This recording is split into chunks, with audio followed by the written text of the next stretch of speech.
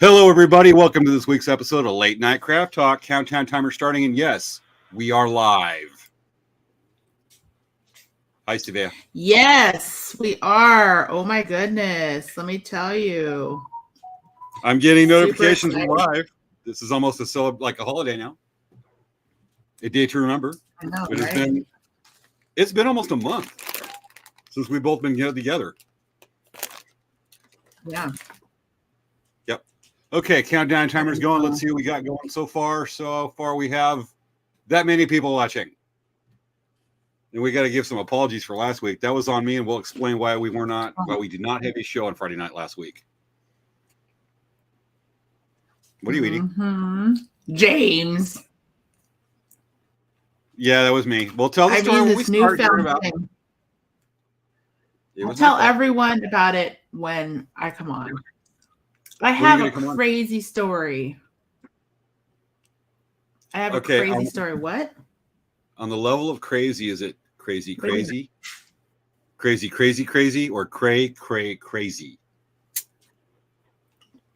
Well, this is a part of our catch-up. We're going to tell everyone about our catch-up. I know we're going to talk about condiments for French fries, but right? On what level should we expect this story? Or what level crazy? Well, I'm going to tell everyone all the details. All the details? Does it involve drama? Dun, dun, dun. Or is it more like soap opera? Yes. Or more like an episode of Seinfeld? It's kind of like an episode of Seinfeld. It's kind of like an episode of drama because it was like potentially life-threatening. Uh-oh. Have I heard the story? Yeah. I did? Yeah. It was like threatening. I'm gonna study to be EMS. Can I save your life? And we'll do CPR on the show. Was it AED?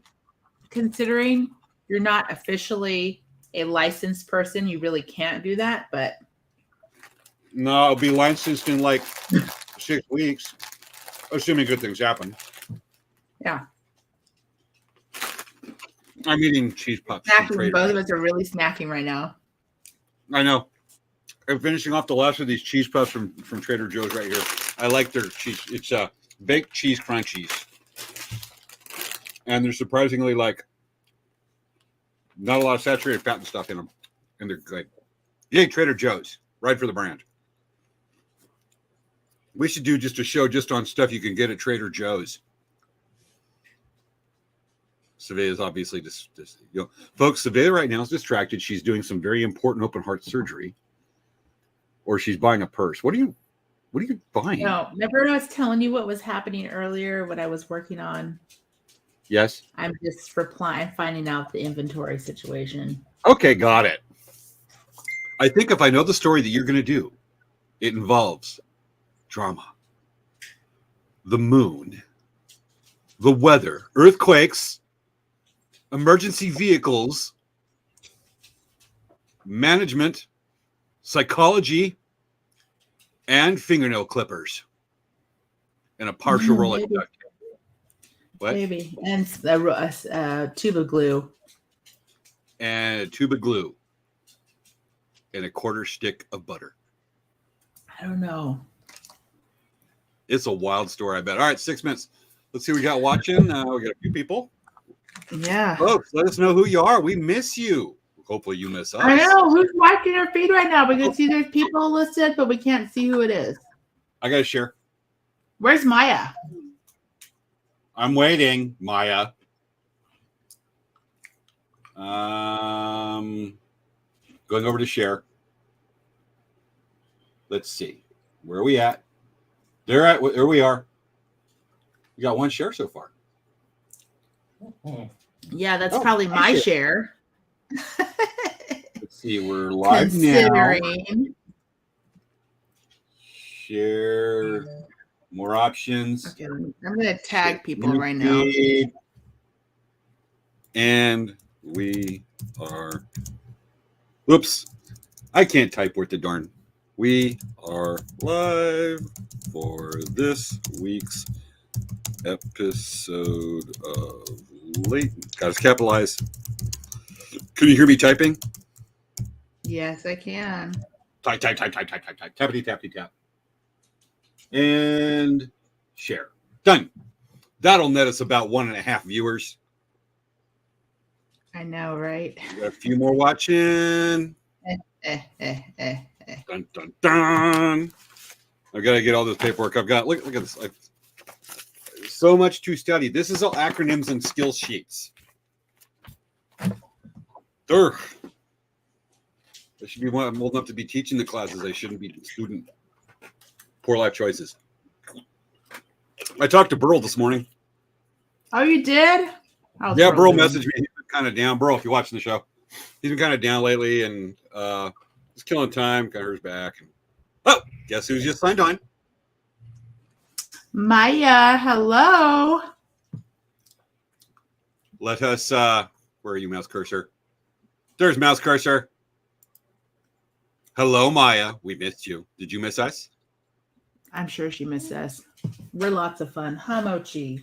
Yep. Hamochi. As a matter of fact, who's the first one that comes on after our little hiatus, comes on and says, hello, who's there? Maya. Maya, this is why you are president for life. Oh, See, I have Mochi here. Mochi. That's does he gain weight? No, this is how big Mochi is. Okay. On to the most He's important subject. boy. And I said lots, like lots. This is how big Mochi is. I hear me in the background. So my mom walked out. She's listening to the show, so I muted myself so that I don't get feedback. Okay. Can't be the show. Okay. You were 3 on the minutes. show. It went up in the corner. Chris, you know we're live? Let's see here. I gotta open up my bag of Trader Joe's trail mix. I gotta open up my bag of Trader Joe's. Hey, where- Your mom's standing by you again. You don't need to share it. I shared it for you. No, where do I see that? You don't need to share it. I shared it for you.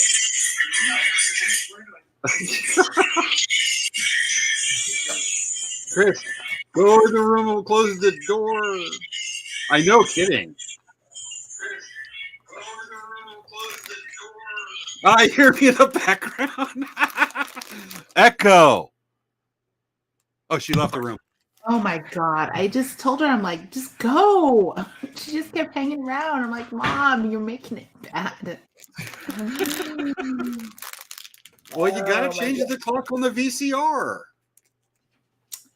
Yeah. Oh my gosh. Gotcha. Oh, Maya said she thought she missed the show. No, Maya, we will explain what happened. It is entirely 1,000,000,000% my fault. The surveyor directed me to fail. I know. I was really mad at James. I'm like, James, really? No, I it was wasn't me. even nearby. I was in a whole nother zip code. I was in Northern 90210. Hey, look, we only have a minute. Wow. Time is All right. flying really fast. Just make sure. Oh, I gotta get my phone charging. We gotta do a kitten. Oh, by the update. way, maybe you should have your phone on silent. But how am I gonna know if the president calls me? Hey, Joy is here. Joya! She was like is in the house. Okay, let me tell you, she helped us out so much. Oh, cool. It was so awesome. We saw her when we were at Stanford. Why does this say first aid camp? Oh, it's left over from the last show. I'll explain it. I'll address that's the laptop. Yay, she's loving her soap. Hoorah. All right. Ready? Yes. Folks, let's see if we all collectively remember how to count down almost together within 12 seconds of each other. Let's see if we got a Svea still. Let's see if we got the skill. And you looking? Look up. And I know you do 2 things. 10. 9. 8, 7, 6, 5, 4, 3, 2, 1. and multitasking while Svea does the opening credit. It's time for Late Night Craft Talk with hosts Svea Kamori-Yang and James Hermes. Let's get the fun started. It's time to start the show.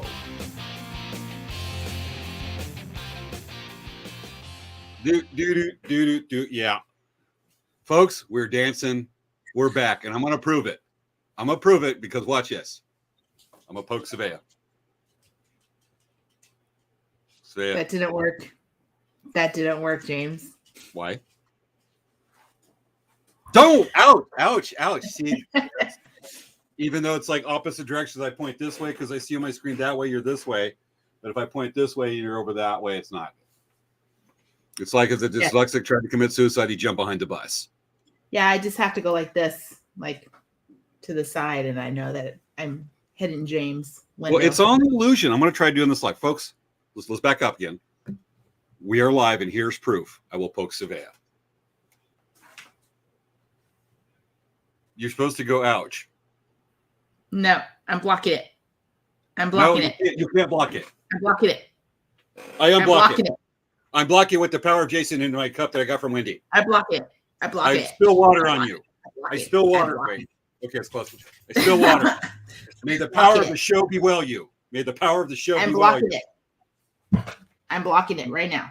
You cannot block machete power, the symbolic machete power of Jason. Fine. Okay. I'll get you sometime during Yes, the I show. did. 3 weeks. It's almost been a month since we have been together in one place. We love it. We're back. Yeah. It was a bit busy. We generally never take this long of a hiatus because when we first started the show, it was during the pandemic. So every weekend we were stuck at home anyway. So it wasn't really a big deal. But now that we're kind of getting back in the swing of things, now we are definitely having a hard time being home every weekend because our business brings us places where we actually have to sit up and sell places, or we go to different locations traveling. So it's been different. But for those of you who have not watched the show, maybe you're tuning in for the first time. We do the show every week. We do the show to share ideas, thoughts, interesting tidbits, interesting ideas. We have fun with it. We entertain you. So make sure to like and subscribe to our channels on Facebook, Instagram, YouTube, Twitch, whatnot. All of our different social media channels.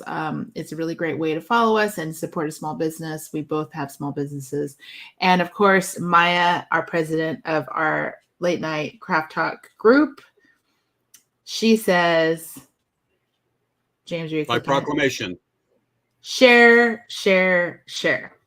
So we have, like I said, we definitely try to entertain and have a lot of interesting things to say. So I'm sure that people, even if they're not necessarily interested in beading or whatnot, they would definitely be entertained by our show.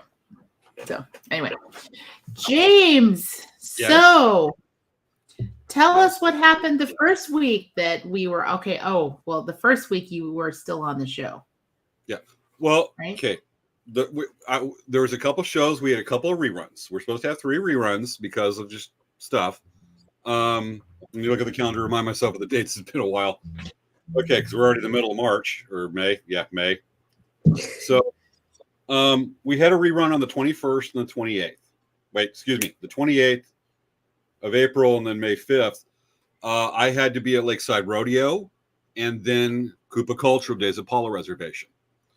And then the following weekend, which was last weekend, Svea's at with Dancing Bear at Stanford Powwow.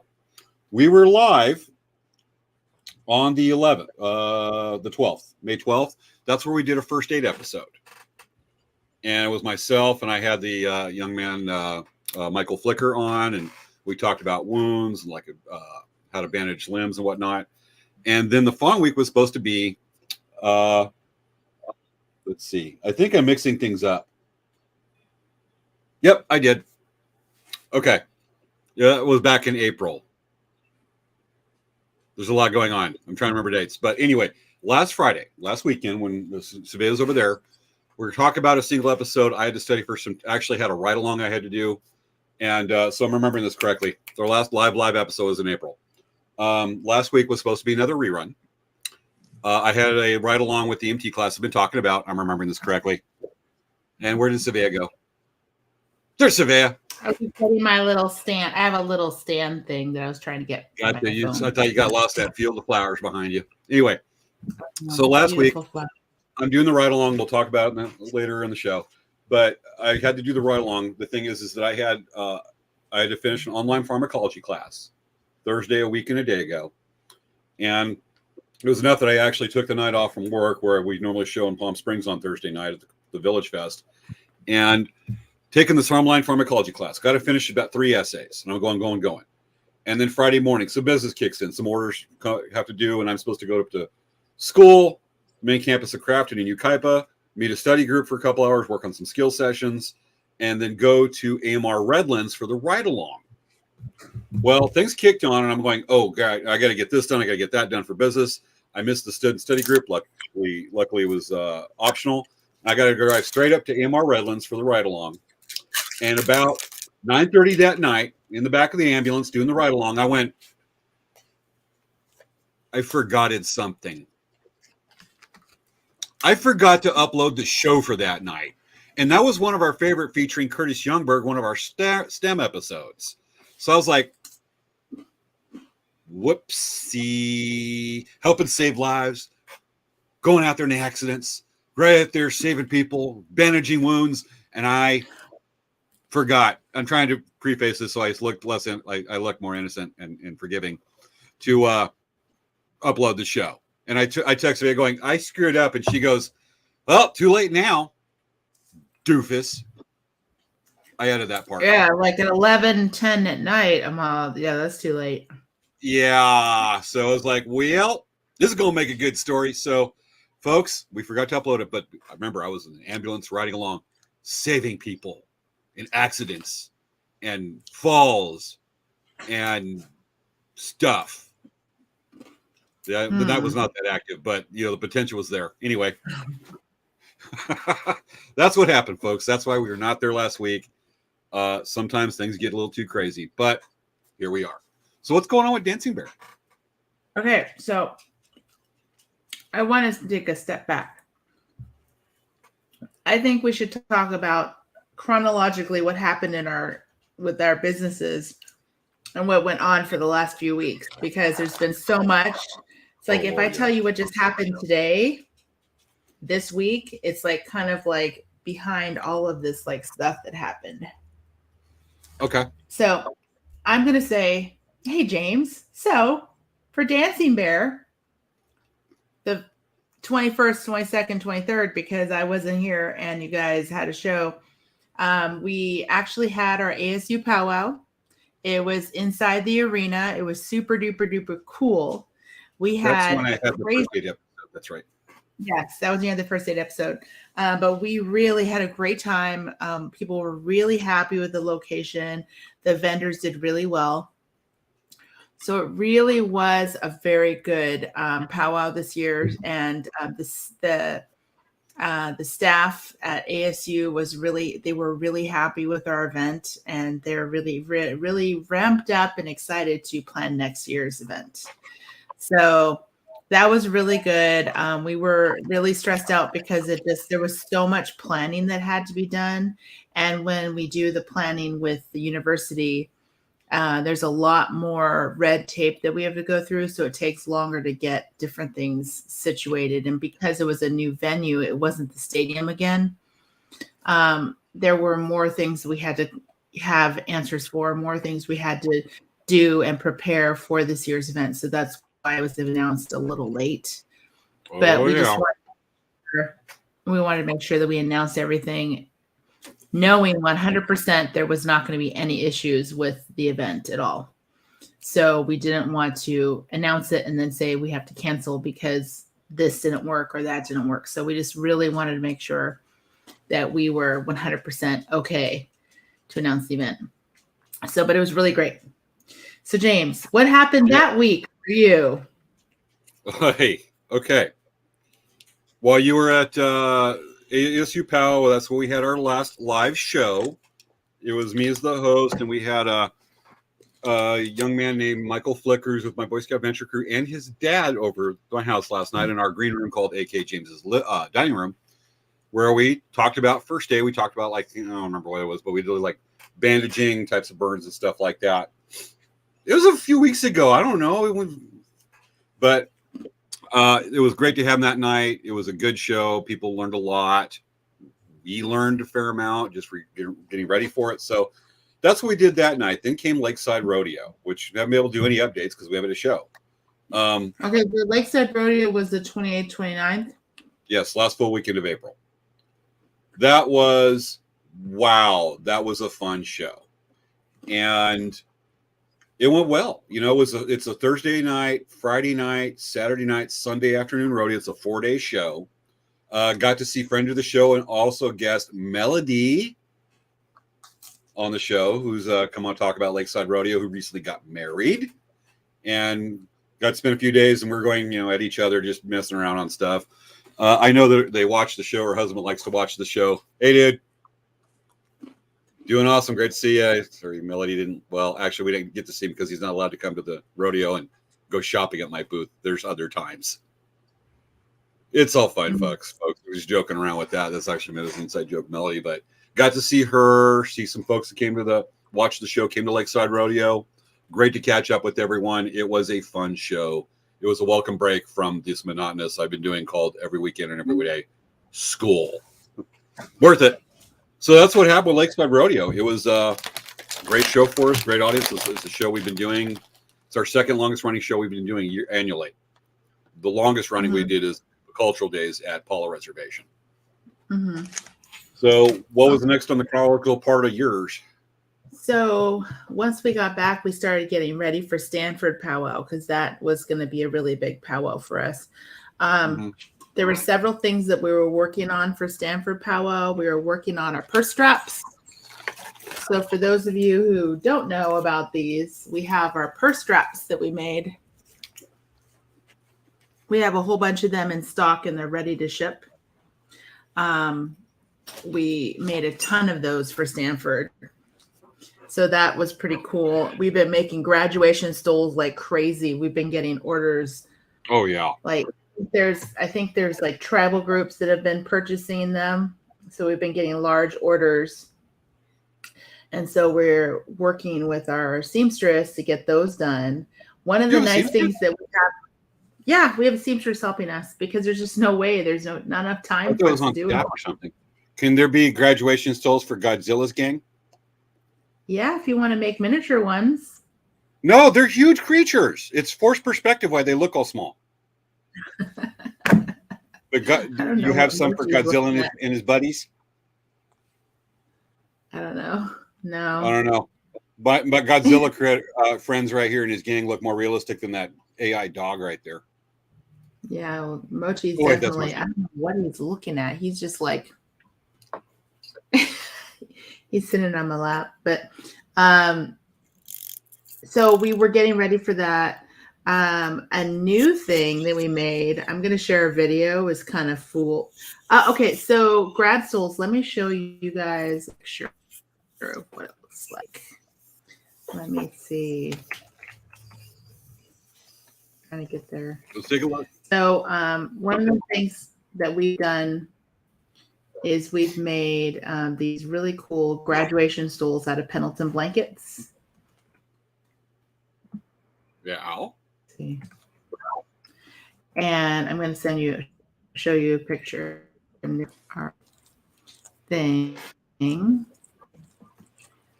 do you share screen?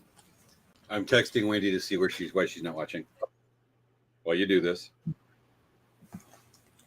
Where is she? Why isn't she here?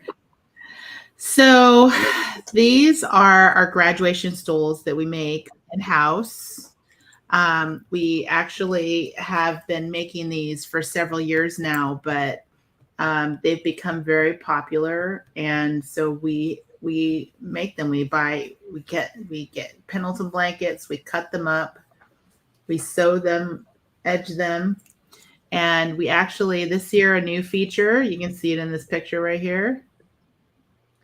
We actually have our own label. This is Dancing Bears. So pretty cool. It looks like a Pendleton label. That's a new feature that we just added to our Pendleton stools, which is pretty cool. Okay, Mochi's wanting off now. Okay. So that's pretty cool. So generally it's given away as someone graduates. And so it's like a gift to the graduate. So it's kind of a cool thing that we've been doing. We have been getting so many orders that we have just been bombarded. And I just literally had someone message me asking, a personal friend asking me if I can meet them early before the store opens because they are heading to a graduation ceremony in the morning tomorrow. So, yeah, so that is what we've been working on. And then we have somebody that just signed on to watch. Huh? We just had somebody that signed on to watch, and we have to say hi to her. We have to do our personalized hello. Folks, okay. Vivian's on. Hello, Vivian. Oh my gosh, Vivian, where am we I missed sitting? you. We missed you so much, bite. Vivian. So you gotta grab it. Grab it. How much did you miss Vivian? Let me tell you, I think that you should always watch the show. I totally agree. Great to have you on, Vivian. Hope you're laughing your butt off. Okay. So the next week was the May the 4th week, wasn't it, James? What happened the May the 4th week for you? Oh, right quick, just a little catch up. So I texted Wendy and says, Elon Musk just came on the show and gave every viewer watching at the time $1 million. Then she just posted this comment. Apparently Wendy's been watching. And she just texted me. Okay. May the 4th. We were supposed to do, whoops, that's right. Chris Youngberg was going to be another replay, excuse me. We were going to do our May the 4th show that night from a couple years ago. But that was the weekend we were at Paula Indian Reservation. Well, there's a lot of messages right now to us. So we did the show that weekend. It was not as well attended as other years, but still a heck of a lot of fun. The MC was the same as our guest. I'm trying to remember his dude. He's from Paula Res Radio at Paula Reservation. Oopsie doodles. But he's there emceeing every year. He was on the show back in 2021. And just great catching up with him. Matter of fact, the hoop dancer that lives in Riverside. Was it Terry? Is it Terry Goodell? I don't know. Okay. I believe it's Terry Goodell, who's there every year as does hoop dancing at Koopa Days on both Saturday and Sunday. By the way, Carol Ann Blackwood was there at Koopa Days. Great saying hi to you, Carol Ann. We'll always love it. So she came by to see me. Did she go to Stanford to say hi to you? No. She's come to ASU to say hi to me, though. Oh, really? Okay, never mind. That joke just imploded on itself. Anyway, Terry Goodell was there, and the first time he brought out his sons to do hoop dancing was and I remember the year, been showing there since 1995, a while. His sons came out to do the first presentation hoop dancing, and they haven't been there for a few years because they've been doing hoop dancing with Cirque du Soleil. Oh, wow. That's cool. And now they were back, and there were him and his two sons taking a break from Cirque du Soleil to do the hoop dancing. It was a heck of a show. That was neat. Always awesome seeing it doing it. But I mean, Terry Goodell's like not a spring chicken, and the guy's just amazing. And then with his sons right there, killing it. So that was fantastic. Good weekend altogether that time. And so that's what happened that weekend. There are going to be more to fill in. But at this point, I should probably bring up the ride-alongs. Well, we're popular. Should I bring up the ride-alongs? Sure. Okay. So at the time, we have to do for the EMT class I'm taking at Crafton Hills College, we have to have what's called 10 patient contacts, which means we contact and actually take vitals and work with 10 patients under the supervision of a preceptor, typically a licensed ambulance or EMT that's with the school. And so my ride along, well, let's say other students usually do a 12-hour ride along with like EMR Redlands, fire department at Calamasa or San Bernardino. I'm a little different because I've got a problem with the sensory thing. I can't handle the sirens. It'll beat the snot out of me, and I'm a danger to the patient, so I can't do it. So the EMS program at Crafton Hills College is outstanding as it is. Met me halfway and organized so that I could still simulate patient contacts and do over-the-side training with the Fire Academy, which is also one of the most oldest and definitely one of the most well-known fire academies in the state of California, as well as their EMT program. It's very well respected. So if you don't know, over-the-side training is where they have to take what's called a Stokes basket. The fire department, the personnel come out there, they hook up carabiners, whatnot, big old climbing rope, hooked to the engine, and they rappel down the side of a hill with what's called the Stokes basket. And it's, a big basket. It's kind of got a gridlock on it, and it's designed, and it's got a high ridge around it. It's in, and it's concave to sit a patient in there and bring them up from a steep hill, typically like climbers that fell, people that went over edge car accidents, whatnot. And they were going over this pretty steep hill right behind the fire academy. And I had to go over there and assess each of the patients that they brought up and do it. And one thing I learned is, and I can openly talk about this, the first patient they brought up, he goes down and they say, okay, you have to go assess the patient. Went, all right. So I walk down the hill that they're rappelling. The hill's like this. I grew up doing stuff like that. And they're like, well, you're supposed to wait or, rappel down the patient. I was like, well, you said walk down to him. To me, it was no big deal. But they're like, no, that's so against protocols. I was like, can we just go with it? And they're like, okay, you're already down there. I went, all right, sorry about being part Billy Goat here. So I go down there, assess the dude. The dude's going, okay. It's one of the Fire Academy kids. I should say kids, young man. And I start questioning him and, doing the sample history and, assessing and all that. And it turns out he was riding his mountain bike and felt weak and said that he has a history of diabetes. This is the simulation. I went, okay, assess it from there. Hypoglycemia. Fell off, treat his injuries. Then we go to the second scenario. Now I have to do 2 medical and 2 trauma. And so, thank you, Joya. Look at the comments right there. So, second assessment we do. Guys down the hill, and I've got to go down there and assess the patient. Actually, I got to wait till they bring him up this time within the Stokes basket, so they rappel down. Get the patient, bring him up, and the students, the Fire Academy instructors say, okay, this is what's wrong with you, and this is how you act it out. And the students will remember about, 15% of what they've been told to act out what's wrong. So they go down, they bring him up in the Stokes basket. I'm waiting there. I walk up and I'm in the uniform. I got the trauma bag and all that stuff. I was looking official and professional, which is unusual for me right there. So I walk over, I start questioning him. I do this first general impression and all that and start talking to him. Turns out he was riding his bike and fell off because he felt weak because he has a history of diabetes. And I went, this is the same thing again. This is the same thing.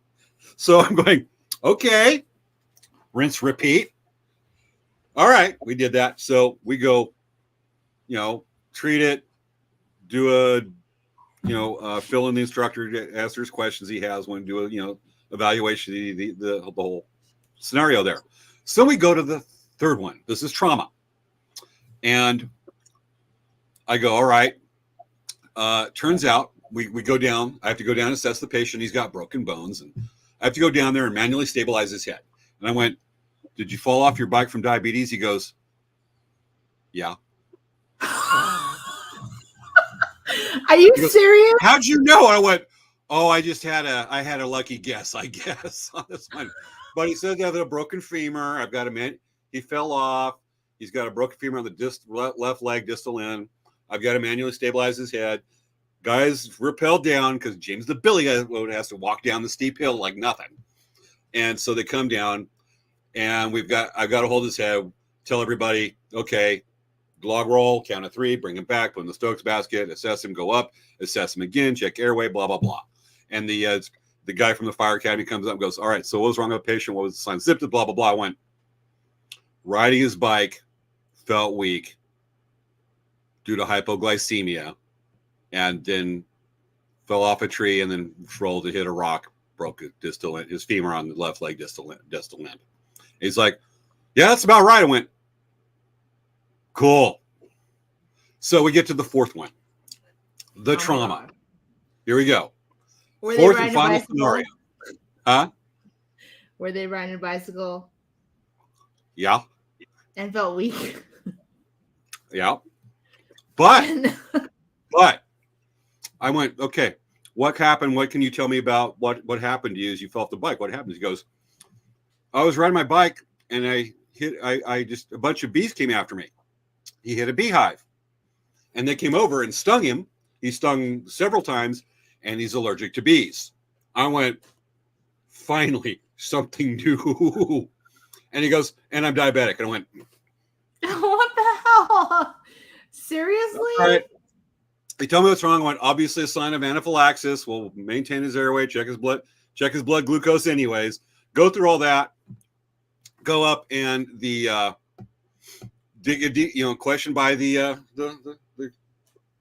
preceptor from the fire department, from the fire academy, and goes, okay, so what signs symptoms wrong? I went, patient fell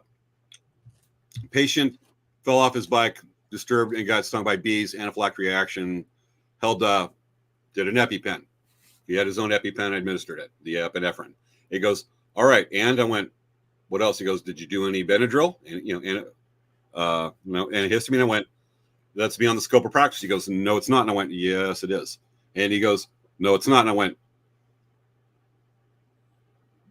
okay, took it. Can't come back later and show, dude, we can't do it. We can't hand that out anymore. And I thought I was open. So it was all good. We both learned from that. But during the question, he goes, all right, allergic reaction, anaphylactic reaction. What else? And I went, diabetic, hypoglycemia. He goes, how fast were you able to guess that? I went, pretty quick. So for was that did they realize that they did that to you?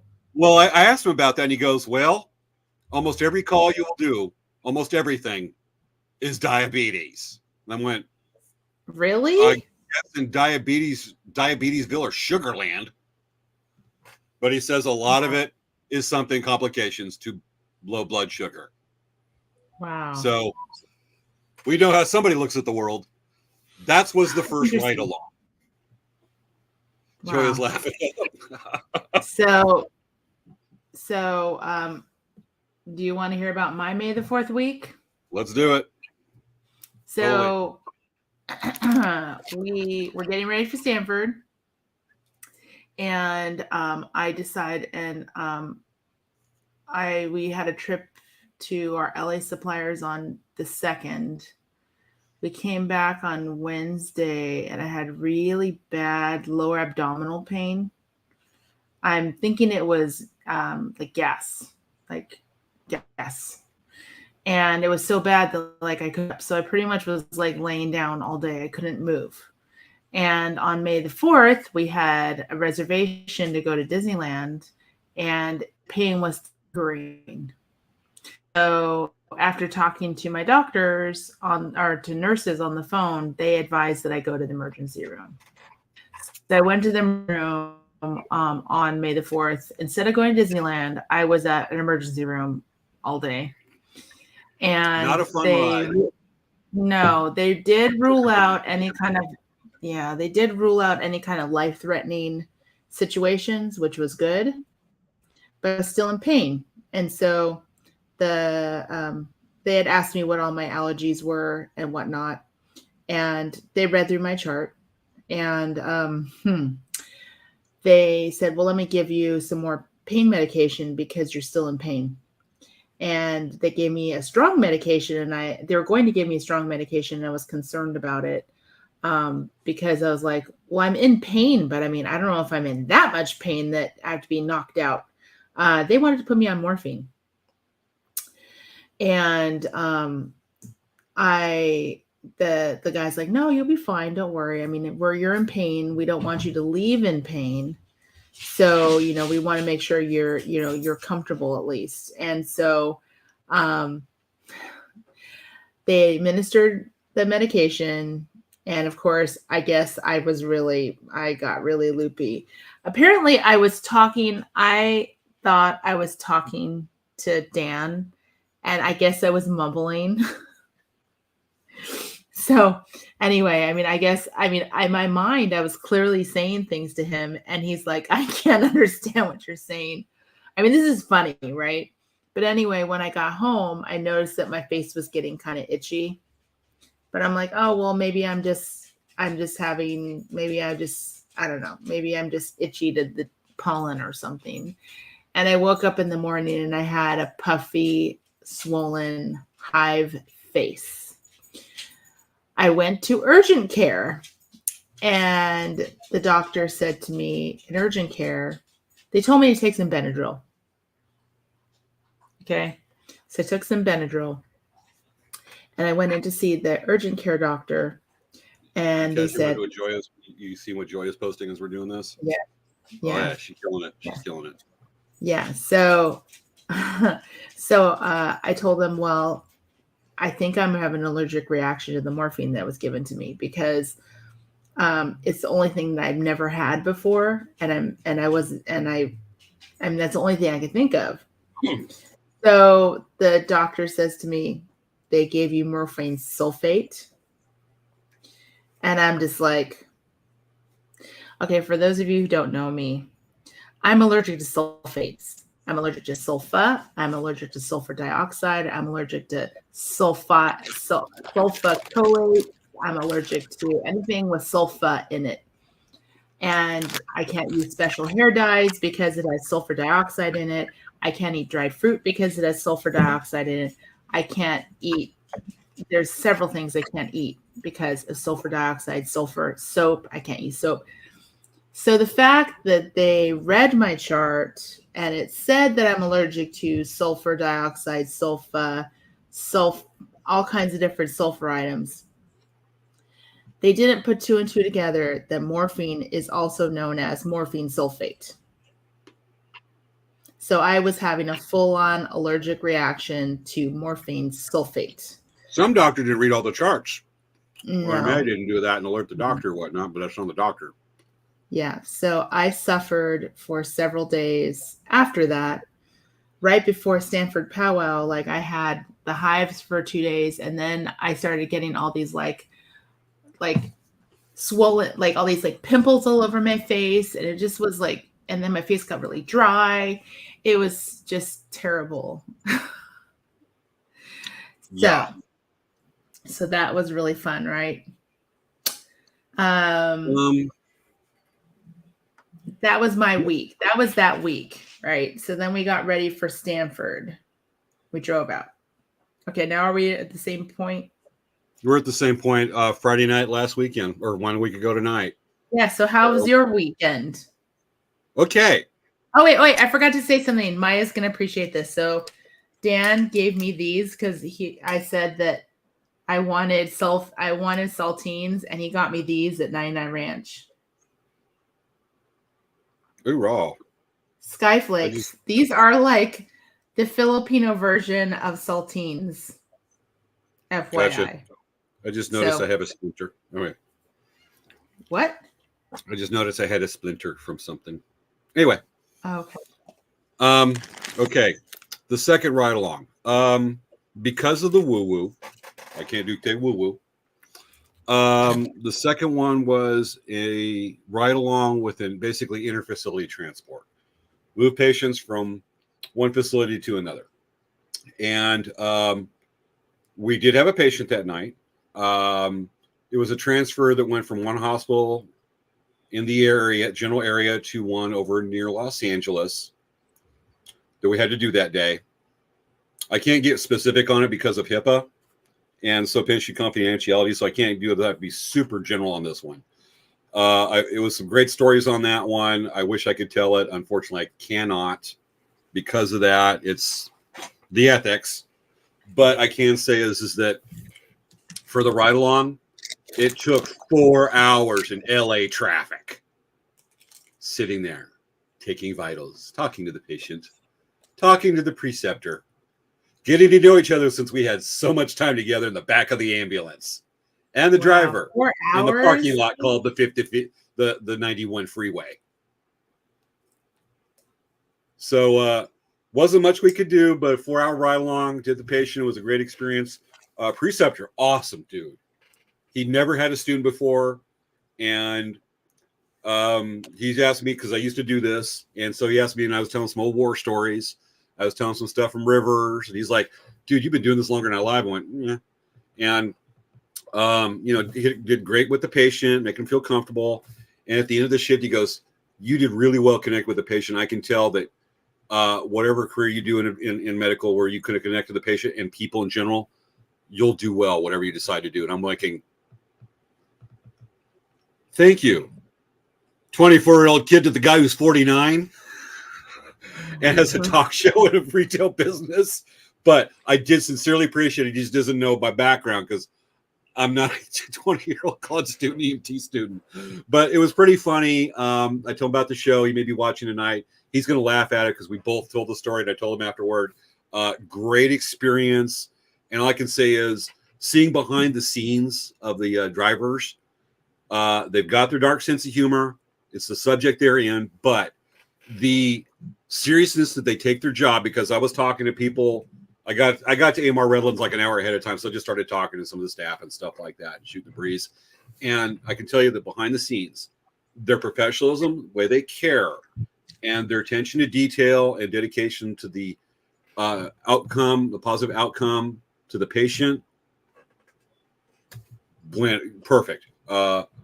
They are absolutely dedicated professionals. So I am not blowing sunshine at you. These people are dedicated, care about their jobs, care about their patients. It's pretty damned inspiring. I love to have one on the show, but I'm not in the position of professionalism to do that. Maybe, hopefully, sometime soon we will. We can get them on, talk to them. But yeah, they're held and hold themselves to this high standard. Pretty damn cool. And that was my night. Okay, so I want to backtrack a little bit.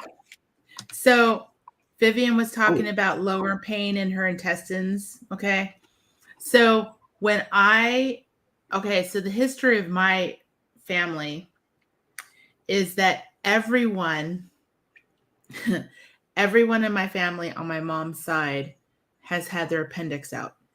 My sister, my full sister, she's had her appendix out. My mom's had her appendix out. My aunt has had her appendix out. My grandmother had her appendix out. And my dad, my grandfather, all of my mom's side have had their appendix out. It's I am the only one. tradition. It's a family tradition, I know. So I told the doctors, I'm like, I know this sounds funny, but I am very concerned I could have appendicitis because everyone in my whole family has had it except for me. I'm the only one. So they definitely did test me and made sure they did a CAT scan to make sure they didn't have anything going on down there. They did the whole CAT scan just to see what was going on. But I just wanted to point that out because that was one of the reasons why I was very concerned because of the appendicitis history in my family. But so it really was a shame though that the nurse, because the nurse is the one that administered the morphine, that he didn't see that on my chart. It wasn't the doctor, it was the nurse. So that, and I don't know if he had the doctor approve it, but yeah, it's definitely something that there are people have attention to. There are safeguards that happen. People look at charts and have to notice it. Even the person issuing medications, the pharmacist. I don't know what is in this case where they're in ER, if there's an in-house pharmacist that questions or looks it over, what patient history they have on that. They may not have it available, but the doo-doo flows uphill. Mm-hmm. Yeah. But So I'm it happens. definitely going to do a follow-up appointment with my doctor and my actual GP, and I'm going to actually ask them. I'm going to ask him about I did have a prescription for an EpiPen. I never filled it, but I did have a prescription because I was worried about the vaccine for COVID, that I might have an allergic reaction because I'm so allergic to so many things anyway. So I did have them give me a prescription for it because I was concerned about having any kind of reaction, and if they see an EpiPen on my list of prescriptions, First warning sign of allergies and great possibility for anaphylaxis. They were really concerned about whether or not the first thing. They were really concerned if I was having breathing problems because it's my whole face was like getting swollen. So that was their concern. Part of what they have to do that's practiced on all levels is what's called SAMPLE, and it stands for symptoms, allergies, medications, last pertinent medical history, last oral intake, and events leading up to the mechanism of injury. And amongst that, if you're in there, like let's say in there at a sample, allergies, the question you're supposed to ask the patient and to look for. Matter of fact, Joy is killing it right now. I'm going to go ahead and just show this on that part, is that we're supposed to check for allergies before administering medicine. Nurses are responsible too, but here's one thing that I have a lot of nurse friends that take a lot of pride in this. Nurses are the last line of defense, and they are absolutely the most effective patient advocates in the hospital. Totally. Anyway. Yeah. So, but anyway, going back to now, Stanford. Okay. Stanford it was powwow. so much fun to be there. We had such a good time. We saw people we hadn't seen in a year. Joya visited with us. We had a chance to hang out for a bit. Did you take a picture of you and Joya together? No. It seems like I always forget this kind of thing. Finger wag. Finger wag. I know. I get what Carol Ann. But Svea gets the finger wag. Yep. So I wanted to share with you guys something that we invented, we came up with. We were inspired by some TikTok. Was it a dance trend? It is. Let's see. Hold on a second. I want to make sure I have the right one. It's not this one, so I'm closing that one so then I can see which one to share. Okay. So this. Okay, let me share the audio. Okay, I'm sharing the audio. Okay, you guys ready? I'm ready. This was. Okay, I'm gonna press play.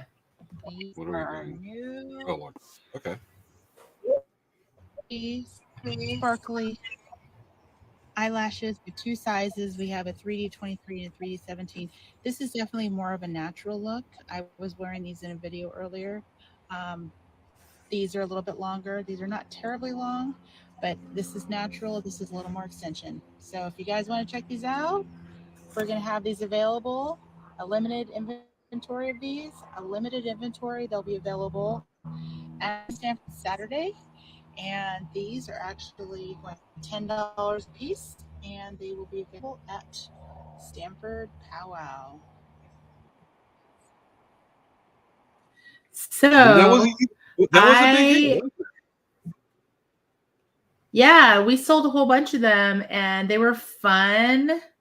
They were so light. They weren't really heavy on, and I forgot wearing them. People be walking around like this. I like these. I like them light, but I can't see you. But you know what? They were fun, and a lot of people really loved them. They just really got excited about them, and it was pretty cool. If I had some rainbow markers, I'd put them on, or like rainbow earrings, and say, "Did they look like this with the big eyelashes on small people?" It's just different. When you show this to me before Stanford, when I give my opinion, I was looking at that going, I don't know what to think. It's just so different. And I'm not being polite. I honestly didn't know what to think. I was like, people dig that. Yeah, there's a TikTok. There's a girl on TikTok that makes beaded ones where she puts beads on the eyelashes. But the thing is that with these are lightweight and they're glued on, so they're actually super light. And I just forgot they were even on. It's kind of cool. No kidding. I'm glad it And we worked out. only I had- honestly don't know. I'm not hip on what's cool.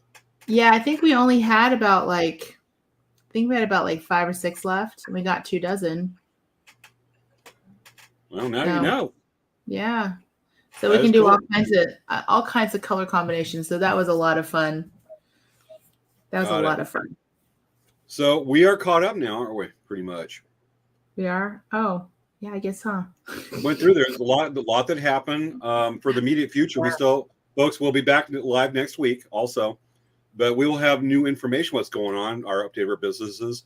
I know, like my end, as soon as this class is over, starting Memorial Day weekend, I'm getting that website back up. I've been wanting to do it. I've been so busy with school. I was studying for all day today. I'll be studying through the weekend. Finals on Monday. So next Friday, I get to announce what the last bunch of months.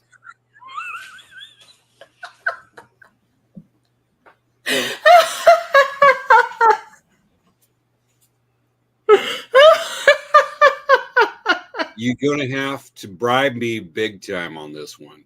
Give me incentive to wear those things. She says I could be the product tester. Yes.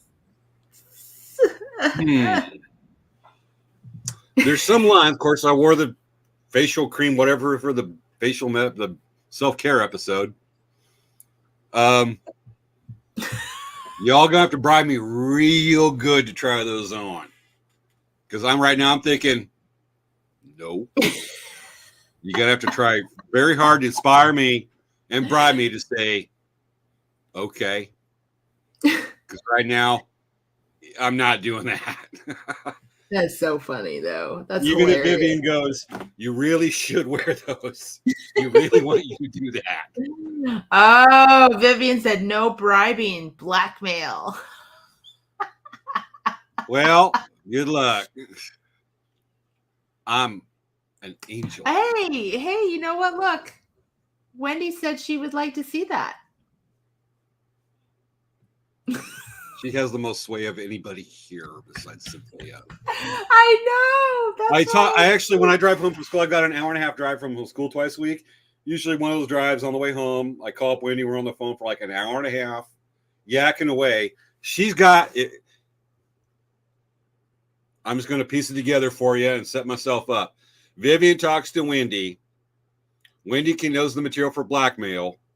Vivian will join in. Of course, Wendy has got a mind that is so amazing that she won't need much or help or inspiration or ideas from people. She'll just go, well, let's just say that she's got enough evidence on me to fill an Olympic-sized swimming pool. Okay.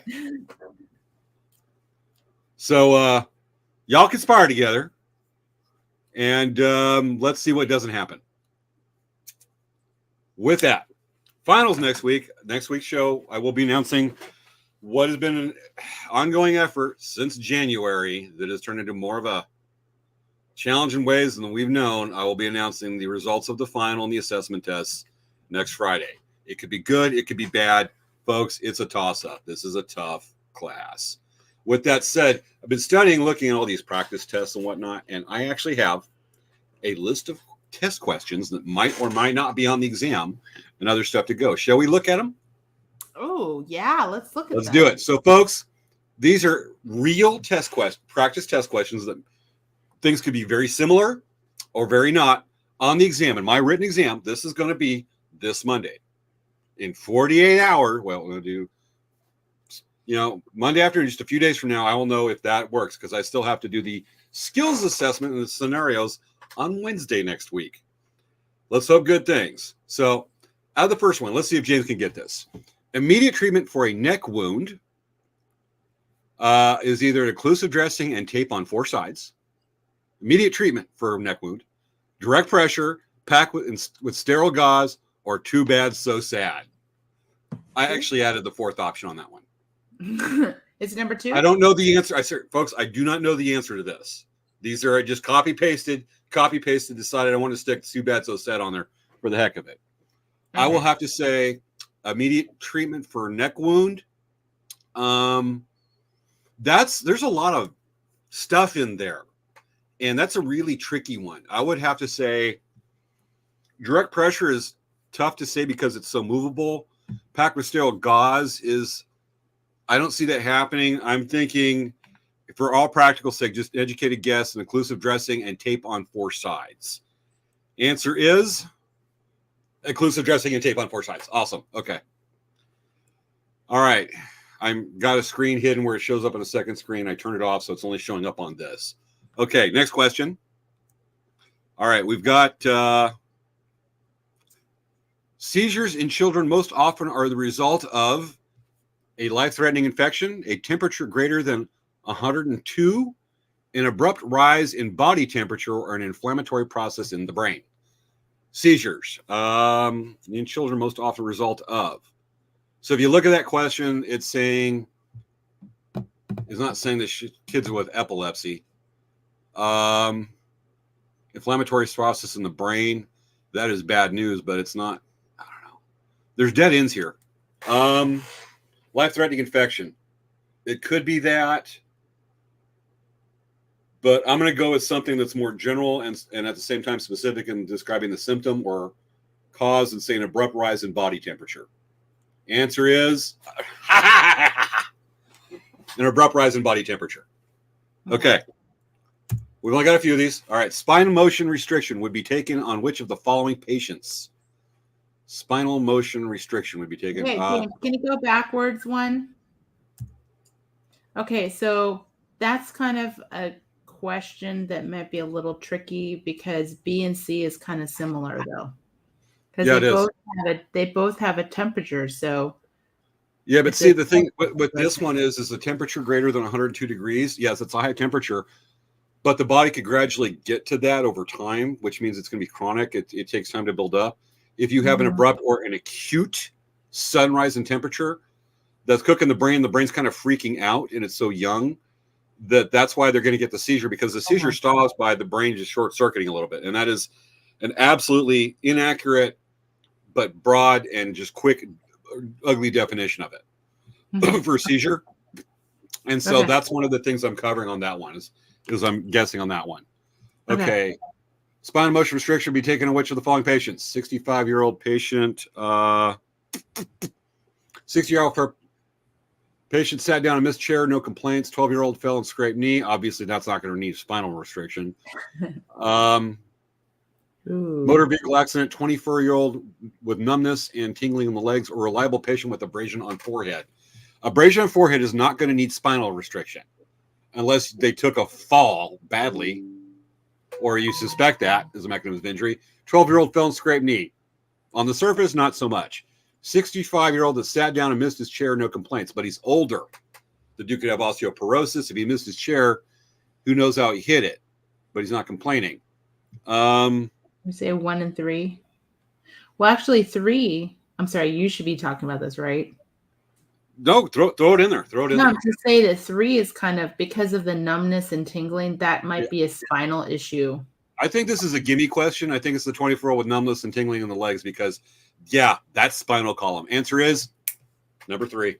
Good call. Because whenever you have numbness in your legs or your arms, like my dad had degenerative discs in his neck, and he was having like issues where he couldn't, like his hands would get numb, and he ended up having to have surgery because he was having issues with that. So well, just the spinal column. Somebody's in a motor vehicle accident that has numbness or tingling in their legs. That's called neon sign, probably a mechanism of injury that affected his spinal column. That's way obvious. You take all kinds of restrictions on, precautions on that to protect the spinal column.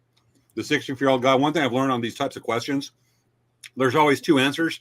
There are 2 right answers, but you got to just choose which one's the more right of the 2. I absolutely loathe these types of questions. It's a pain in the butt. This one, I still want to look and examine it because it seems obvious, but sometimes even those will bite you in the butt. You got to be really critically thinking on these. All right. Next one. We'll make this quick, folks. All right. Your patient is a 41-year-old female who is found lying prone in the kitchen. She does not have to be conscious. Prone? What does prone mean? What does prone mean?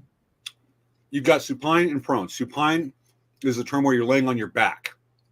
If you're lying flat on the ground, you're on your back. If you're prone, you're lying on your stomach. Oh, okay. You're face down, basically. Okay. Okay. Thank you for pointing that out.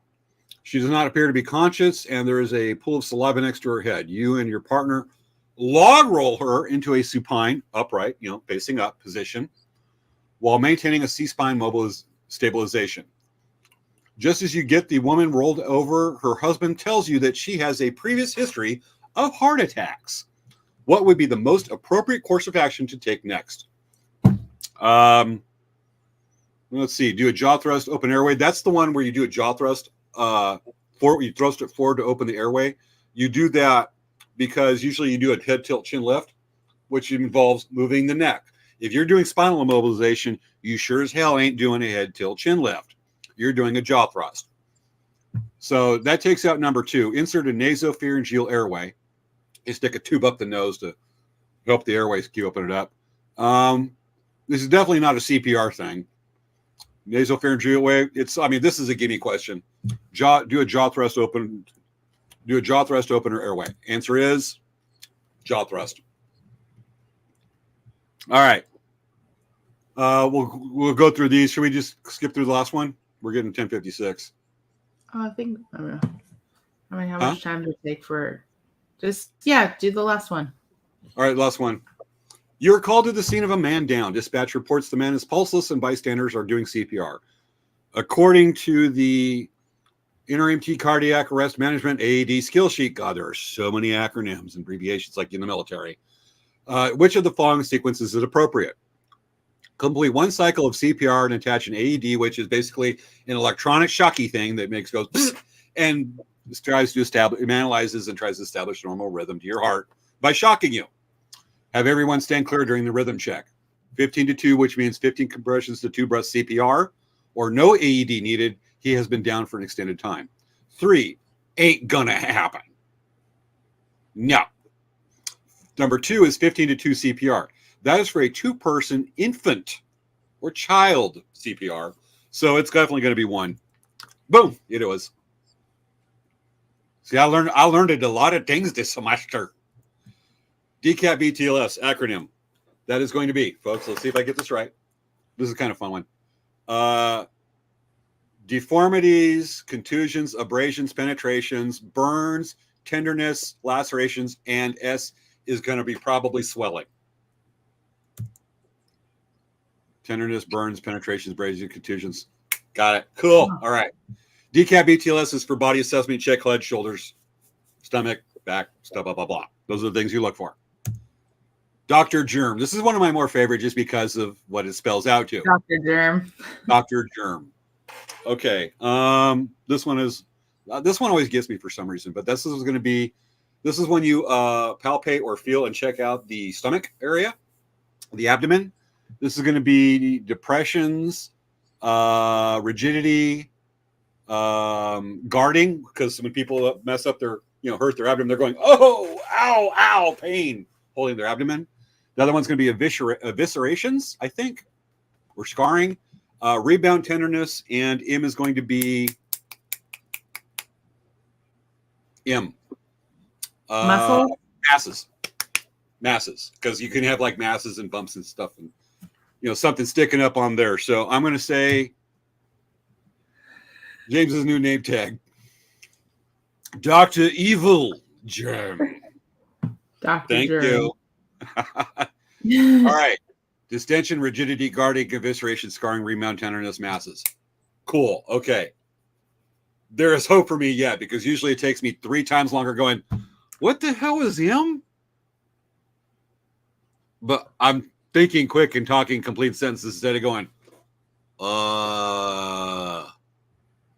mummies, check your abdomen. All right. And that, folks, is James practicing on that. So far, I've gotten 10,000 of 100, I think, so far. That's why I may have a little bit off math. Okay. We'll have those because, folks, those questions I've been studying, put it on there. I've already got that, but it's such a broad subject. I honestly think it's for me passing, it's 50-50. Because they want you to sort of a certain way, think a certain way, analyze things with what's called evidence-based medicine, guessing, and I am wired not the way they want. So it's gonna be it's a 50-50, honestly, with me, the way they do these questions. And you have to think critically on this stuff and think a certain way. And I'm like, well, just say that one thing I've learned is that in emergency medicine, where time is everything, there's a cultural difference between natives and emergency medicine called, you got to act now, be quickly. And well, that doesn't work well with Indian time. That's a joke. Laugh, Svea. Okay. Ha ha ha ha ha ha. Burl this morning thought it was funny when I was talking to him. Okay. Burl's ethics funny standard, Mr. Bacon Tree himself. Yes. Okay. Okay. All right. It's 10 o'clock. 11 It o'clock. is. Okay. Well, everyone, this has been a very entertaining show, I'm sure, for everyone. James is talking for 10 minutes and Savea's going, shut up. Well, we just wanted to update you guys because we hadn't had a chance to be live for a while, and there's just so much has just happened the past couple weeks. Tomorrow is my mom's birthday. She's 39? She's turning 29. 39? 29. 39? Yes. 29. So on Sunday, we're going to Disneyland. That's cool. We were supposed to go on May the 4th because that starts my mom's month of celebrations. That's cool. May the 39th. Okay. That's cool. So we're excited about that. Tomorrow, Dan and I are gonna do mega leveling of dirt and picking weeds and all kinds of fun stuff like that this weekend on Saturday. James will be in his book learning acronyms like, this is just the skill sheets we have to do. James will be learning acronyms like APGAR scores. That's for newborns, measuring the scoring newborns. Apparently, this is a very competitive world because when you're first born, you're scored with what's called an APGAR score. Wow. Which is appearance, APGAR, appearance, pain, grimace, and two other things. Anyway, still working on it. The Star Wars hotel is shutting down. Honestly, when they first announced it, I was like, that's cool, but how much is it going to be? And people love Star Wars and they want the experiences, but honestly, I think that it was a little expensive, especially since it was coming upon a recession when it was introduced. And that's just Disney World, isn't it? Over Florida with the Disney World. Yes, Disney World. Yeah. Some things are just a little too much. Yeah, you have to stay a minimum of 2 days, and the price is per person, and it is through the roof. It's just, yeah. No, Wendy's too expensive. I think too expensive, even for me. I love Disney stuff, and that's just I honestly would rather go to Japan Disney or go to Paris Disney or somewhere else for that price. What I'd do for that price is I'd buy a bunch of cardboard, duct tape and paint and markers and just go around with duct tape, tape it to the walls, or even make a big fort out in your backyard and go, look. And when you have the doors, electric doors, just go, shh, shh. And just figure you're moving them manually because there's an energy crisis. Yeah. And imagination fills in a lot of the gaps. And go, look, it's my Millennium Falcon. Except it's not made of Millennium. It's my cardboard corrugated Falcon. But it's not a falcon, it's more like a pigeon. So it'll be fun. So anyway, we're excited to go on Sunday. And then we're just working on some projects at home that we have to get done. And I, owner of a major established business and with known personality, will be studying for school. Yes. Awesome. All right, folks. All right. Well, What are we doing? For next week's show, we're going to have a very interesting, fun show. It'll be informative, entertaining, will make you laugh, and might possibly save the world. yes. We will be talking about Something. interesting.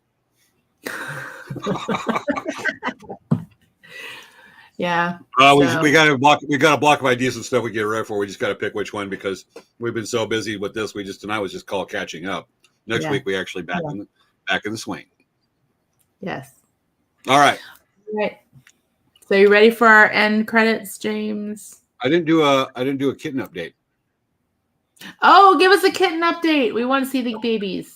I'm gonna look real quick. If they're up, I'll grab a couple of them, and they are just cute as hell. I mean, no matter how stressed we are at the house with everything that's going on, you just come home and you're attacked by kittens, and it's just like you can't be mad or depressed or anything. You're stressed, and they're active. They're fluff balls. Let me go see if I can find a couple of them or one. Okay. If they aren't sleeping, if they're sleeping, deals off. So yeah, those kittens are really cute. Princess Leia right now is sleeping in her playpen, and Mochi and Chewy are sleeping in the hallway. They're just hanging out. How soon ago? Did you find one?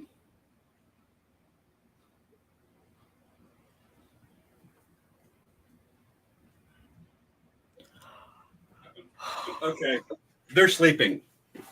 Oh. My mom was watching the show and I came in to look for her. She goes, "Yeah, they were eating like 10 minutes ago and now they're sleeping under the buffet." Oh. And I'm not reaching over there to grab. Well, I could grab one. Should I grab one? Yes. Hello. Okay. Yeah, this might take like. Likes you. Grab the one that likes you. Grab the one that likes you. The black one we call Lap Cat. That one's totally adopted. I now have a home because I've been officially adopted by the kitten. I have a fur hopper home now, apparently. You go try. Yeah, he's gonna try to get that little baby kitty. Yeah. I'm so tired.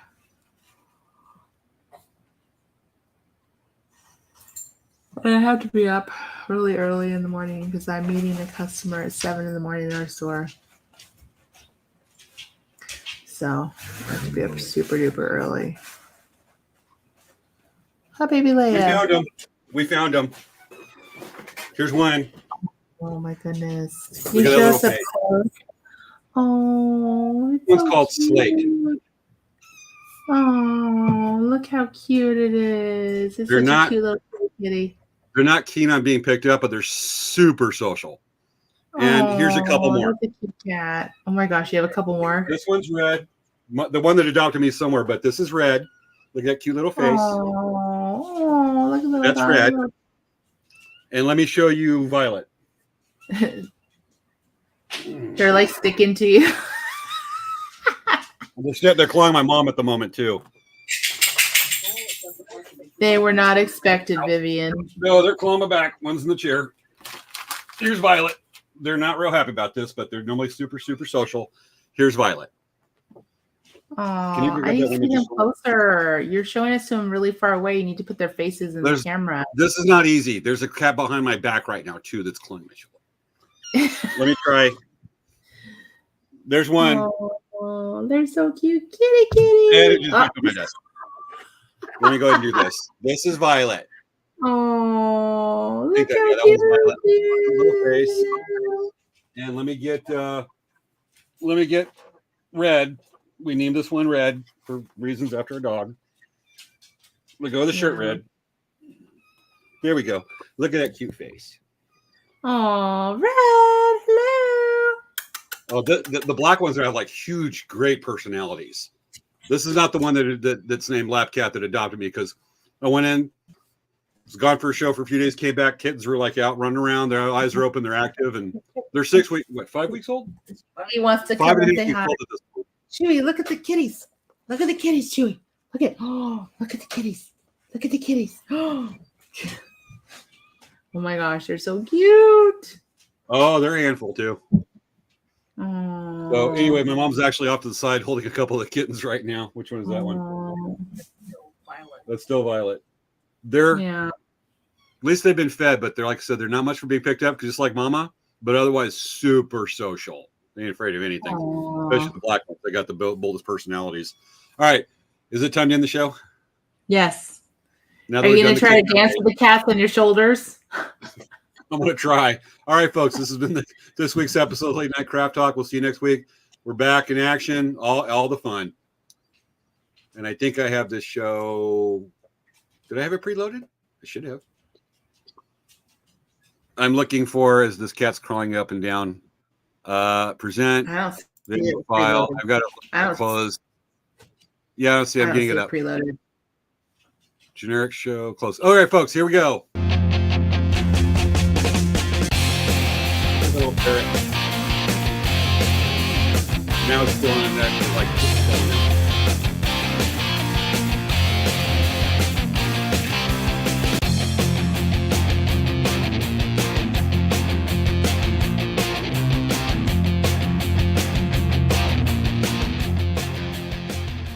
Aw, ain't he cute?